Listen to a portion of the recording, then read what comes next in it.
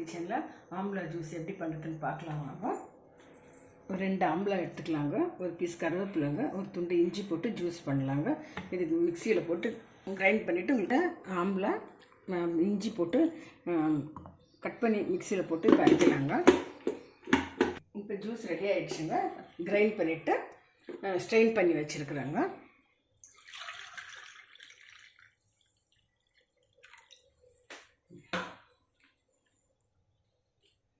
இது benefits என்னென்னாங்க, sugar பேஷண்ட்டுக்கு constipation இருக்காங்க, அவங்களுக்கு இது ரொம்ப நல்லதுங்க. கிட்னி ப்ராப்ளம் இருக்கும், நல்லதுங்க. இது இப்போ பிசிஓடி லேடிஸ்க்கு பிசிஓடி ப்ராப்ளம் இருக்கிறதுனால இது வாரத்துக்கு 3 நாள் குடித்தா கூட நம்மளுக்கு உடம்பு நல்லதுங்க. காஃபி டீ குடிக்கிறதுக்கு பதிலாக இந்த மாதிரி குடிக்கிறது உடம்புக்கு ஹெல்த்துங்க. ஹேர் க்ளோத் ஆகும், ஸ்கின் வந்து க்ளோ கொடுக்குங்க. நீங்களும் ட்ரை பண்ணுங்கள் ஃப்ரெண்ட்ஸ். இது எப்படி இருக்குது, சும்மா ஊருக்கெல்லாம் போட்டு சாப்பிட்றதோட எண்ணெய் மசாலையோட இந்த மாதிரி குடிக்கிறது நல்லதுங்க உடம்புக்கு. ட்ரை பண்ணி பாருங்கள் ஃப்ரெண்ட்ஸ் நீங்களும். தேங்க்யூ ஃபார் வாட்சிங்.